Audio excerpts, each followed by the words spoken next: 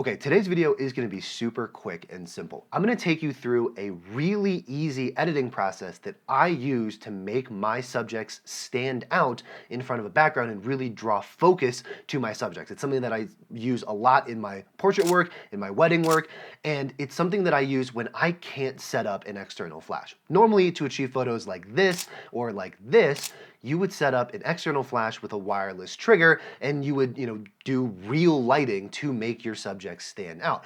Well, there are some situations where you may not be able to do that, or maybe you don't have the time, maybe you don't have the flashes or the resources, maybe you don't have the space, whatever the reason might be.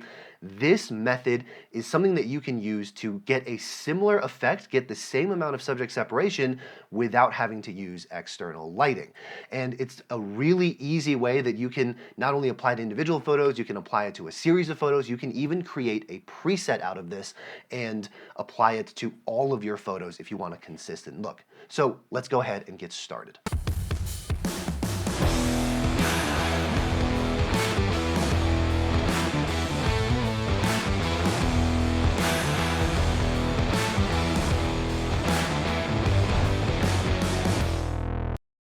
Okay, let's go ahead and take a look at the editing now. So here I've got a couple of sample photos from a recent elopement that I did. And as you can see, we were in this really rocky area. On top of that, it was a really windy day, so we didn't really have the time or the ability to set up complex lighting equipment. As you can see, all of these photos I've edited to make the exposures good, right? The background, everything, the sky especially, the drama in the clouds there, I've gotten the exposure where I wanted to. But if you look at some of these photos, especially this one, for example, the subjects look a little bit flat. In particular, the subjects are a little bit dark. So here's what I'm gonna do. I'm gonna use the masking function in Lightroom. And so we're gonna start by going over to our masking plane here up on the top right, and I'm gonna add a new mask for the subject. Now I do wanna mention here, you wanna do all of your other edits like the exposure edits, anything like that. You wanna get that taken care of before you mask out the subjects.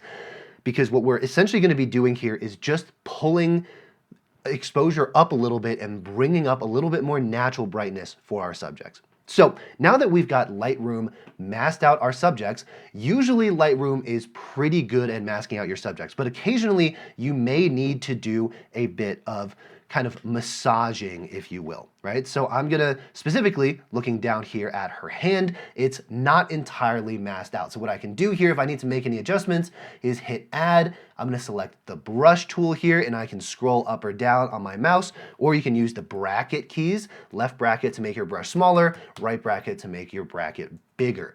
And I do want to make sure here in the masking panel that my show overlay box is checked off. I generally like it to be red. You can change the overlay color to whatever you would like, but it just shows you what is currently included in your mask, so you can kind of see that.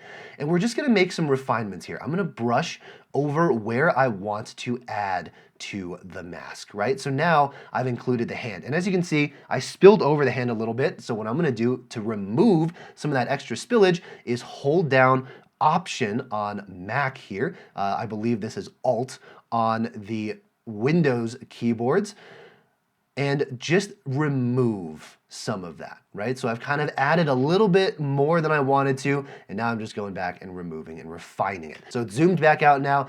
I think we've got a pretty good spot as far as the masking goes. Now, what we're basically going to do to our subject mask is increase the exposure, but in a very specific way. We are not going to touch the exposure slider whatsoever, because as you can see, what happens when I touch the exposure slider, everything about the subject gets really, really bright, but nothing around the environment does. This feels very artificial and photoshopped. It doesn't look natural. What we want to do is make this look as natural as possible, make it look like we have our lighting, we actually used external lighting. I'm gonna start with the whites slider. What the whites slider does is it brings out a lot of brightness, but it brings out a lot of mid-tone color as well. That kind of mid to high tone color, it tends to bring the brightness up in that area. So can kind of see, we're not technically getting more saturation or vibrance or anything like that, but to our eye, it's bringing up that vibrance a little bit. And it feels very natural. Now, what you can do here, depending on your lighting situation, I generally try to lower the highlights just a tad. The whites adjustment I was kind of aggressive with, because as you can see, you can go pretty far with the white slider, especially with my exposure, without clipping the whites, right? If I go a little bit too far, you can kind of see here on her dress and on her arm, the whites are completely clipped. I want to keep it as natural as possible, so it looks like the sweet spot was around 50 to 55 plus on the whites.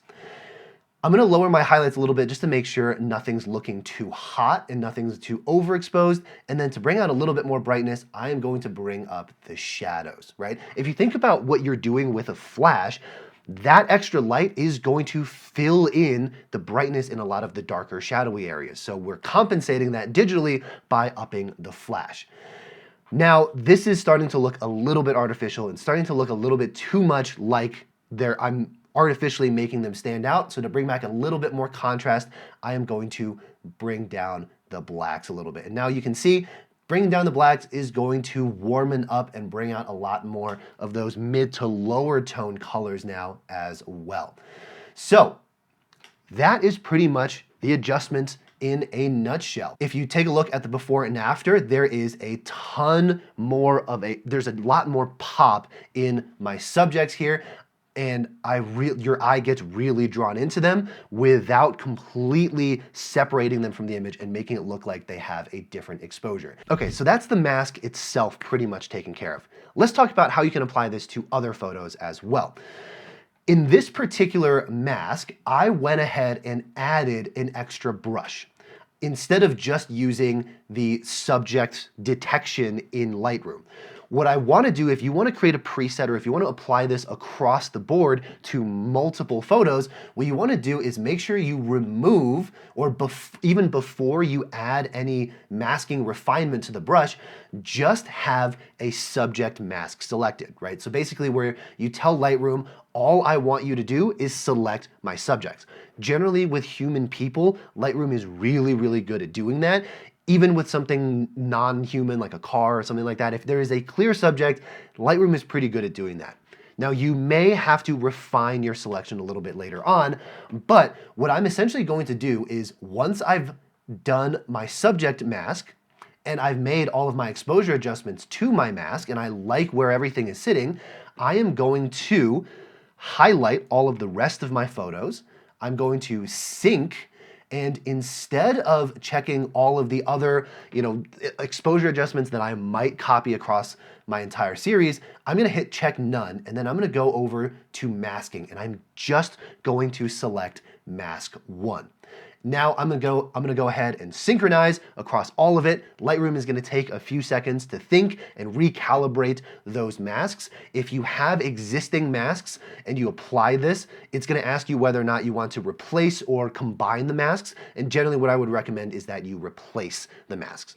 But now what you can see here is the mask has been applied to all of my other photos. I did not have to go in and make those same adjustments to all of my photos. I have it completely taken care of in all of my other photos now. And as you can see here, the pop is significant. They still look relatively natural. This particular one, I may actually tone down the intensity a little bit because it does look like they're a little bit separated from the rest of the photo. But now what you can basically do is just go individually, photo by photo, and make sure you refine your masking and get the look to where you want it to be for every single photo. But the masking, the exposure adjustments, the pop is all done. If you want to take it one step further, you can even go ahead and create a preset. And what you're essentially going to do here is go over to your presets panel, you're going to hit the plus button, and you're going to hit create preset. And then essentially what it's going to do is similar to the synchronize function, it's going to ask you what settings do you want to copy over in this preset. And all I have selected here is the mask, right? So if I were to apply this preset, all that's gonna get applied is a subject selection and the exposure adjustments that I made to make my subjects pop out a little bit, right? So I'm gonna name this something like subject pop, and I'm gonna go ahead and save it, right, to whatever preset list that I want, right? So here it's under user presets. So if I were to go ahead and completely reset all of these photos now back to their original, right? Even without any exposure adjustments, I can go ahead and select subject pop. And as you can see, it just immediately applies a subject pop. Even if I go ahead and undo it, it's a very simple way to apply this same look to all of your photos in a really, really quick way to make your subjects pop as if you used artificial lighting without actually using artificial lighting. All right, y'all, that is pretty much it. That is my quick and dirty method for making my subjects pop as if I used an external flash in an environment where I don't really have the ability or the means to do external flash. If you're a newer portrait or wedding photographer, this is a great way to really draw the viewer's eyes directly to your subject, directly to your couple, especially in those situations when you don't have the ability or are unable to use external flash. This is a really great way to make your subjects pop. So I hope this video and this tip helped you out. If you found it helpful, please hit that like button. If you want to see more photography related content like this and more tutorials like this, please hit that subscribe button, and I'll see you in the next one.